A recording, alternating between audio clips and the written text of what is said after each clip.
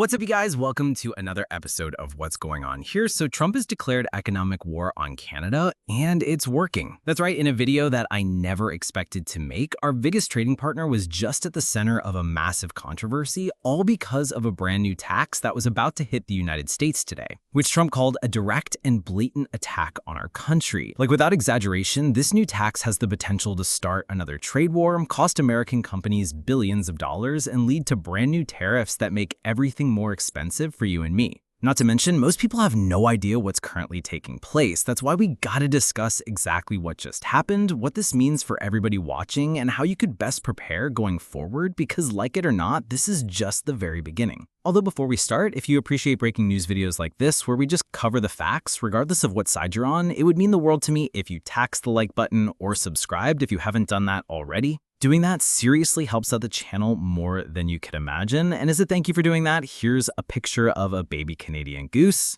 So thanks so much. All right, so to bring it up to speed, let's discuss where all of this begins. Canada. Now, even though it seems like China's received most of the spotlight over the last year, behind the scenes, Canada has actually become America's largest trading partner, with over $761 billion worth of goods exchanged in 2024. This means that every single day, $3.6 billion worth of goods crosses our borders, with oil, natural gas, aluminum, and steel making up a significant portion of that. But it doesn't stop there. For over 150 years, Canada's been one of America's closest allies and trading partners. We share the world's longest undefended borders, we fought together throughout world wars, and our economies, for the most part, have been completely intertwined. As in, what happens to the United States affects Canada, and vice versa. Like, Canada's become so commingled with their own economy that in 1965, an automotive trade agreement was signed to create one of the biggest free trade zones on the planet, meaning auto parts could freely travel from the US to Canada to Mexico without much opposition. This is also why Canada has become the largest consumer of American goods and services over the last few decades. So if there's one country the US cannot afford to alienate, it's Canada. That's why when something like a new tax comes up initiated from Canada, it's a big deal that could equally impact both economies. So here's exactly what's happening. All of this comes down to what's called the digital services tax. See, back in 2020, Canada realized that giant digital corporations like Google, Facebook, Amazon, and Netflix were making a ton of money off Canadian users while paying relatively little tax back to Canada. After all, in their mind, Canadians browse American websites, they click on ads, and they stream shows, so Canada wants a portion of those proceeds. Except there's a problem. Most multi-billion or trillion-dollar companies incorporate themselves in a place like Ireland, which has a corporate tax rate of just 12.5%.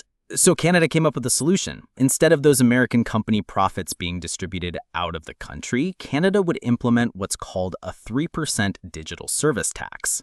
The plan was that this would only apply to companies making over $750 million a year and have at least $20 million worth of Canadian digital revenue. So the small companies are off the hook, but the big American tech giants fall right into this category. And even Canada's own government estimated that around 90% of the money collected from the tax will come from US-based companies. However, even though these taxes were initially proposed in 2020, Canada postponed their implementation while trying to work out an international solution through the Organization for Economic Cooperation and Development, which aimed to create one set of global tax rules that would apply around the world. Seems normal, right? Well, month after month, year after year, that initiative kept getting pushed back and delayed. So eventually Canada got fed up and decided to move forward without the rest of the world. And in 2024, they passed their digital service tax, which made these tax payments retroactively owed all the way back to 2022. This meant that big tech companies could suddenly owe billions of dollars going back for the last 3 years, with a payment due date of June 30th, 2025.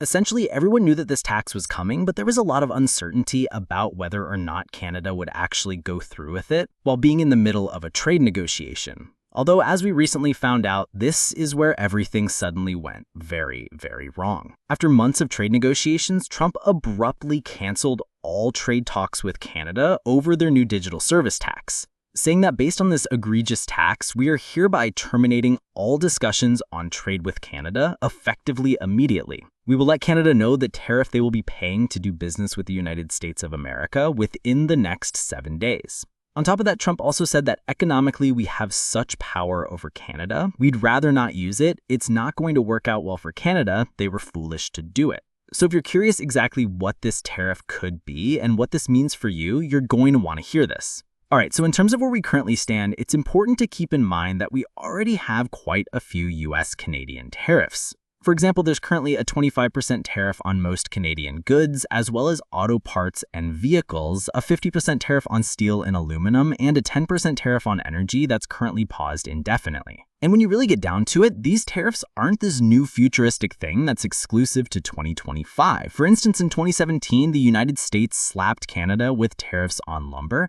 In 2018, we saw the same 25% tariff on steel and aluminum, and in 2019, those tariffs were lifted after back-and-forth negotiations. Point being, tariffs aren't this futuristic thing that's exclusive to 2025. They've been going on for quite some time, except now they tend to be the focal point of what we hear about in the news. The same also applies to a digital service tax. Most people have no idea that France enacted a 3% tax in 2019, the United Kingdom launched a 2% tax, and over a dozen other locations also followed suit. So Canada's proposal isn't a revolutionary concept, and it's not even something that only Trump had an issue with. In fact, Biden's team was actively working to get this postponed or eliminated entirely in favor of a global resolution.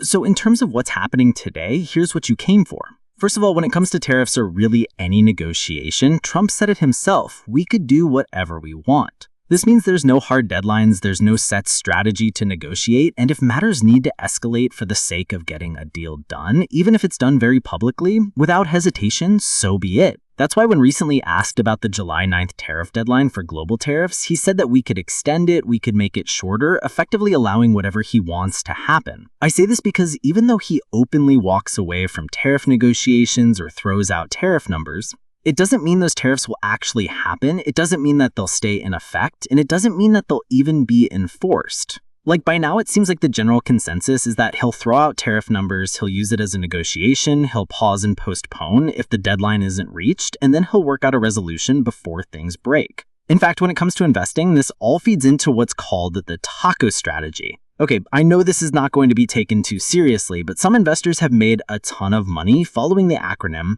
Trump always chickens out. And if that sounds confusing, it's investing on the philosophy that Trump tends to make some intense threats against trading partners, and then pulls back on his position once confronted with an adverse reaction from within the market. Now, on the one hand, it's said that it's easy to underestimate the amount of harm that this negotiation style has done, not just to other countries, but also to the United States. Although, on the other hand, this is a textbook strategy from his book, The Art of the Deal, which starts with an extreme ask using leverage and urgency while pressure is applied publicly without losing control of the narrative, all of which is currently playing out in real time. Plus, if you invested based off this philosophy, you would have made a ton of money buying the dips throughout March and April. And whether or not this is Trump chickening out or really just negotiating the art of the deal is really up to you to decide. Either way, but the point still remains, overall the market does not believe that tariffs are going to have a long-standing impact. Even though the US dollar is down compared to other currencies, investors are still bullish, and it doesn't appear as though Trump would risk damaging the entire economy permanently.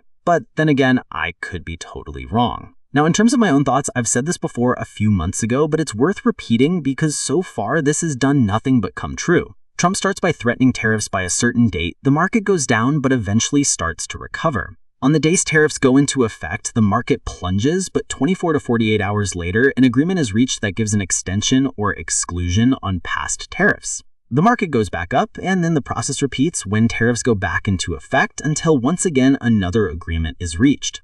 In this case, from Canada's perspective, they want tax fairness where big tech is enabled to profit from Canadian users without paying a tax. But from the United States perspective, they see this as a direct tax on American companies, especially since most Canadian companies wouldn't fall under this category. But big picture, it's become clear that Trump walking out is purely a negotiation strategy, and wouldn't you know it, the breaking news you've all been waiting for, it's working. That's right, just hours before the digital service tax was supposed to be going into effect, Canada completely rescinded it in anticipation of a mutually beneficial comprehensive trade arrangement with the United States. Or, in other words, they're pausing it again after saying they weren't going to do that a few weeks ago.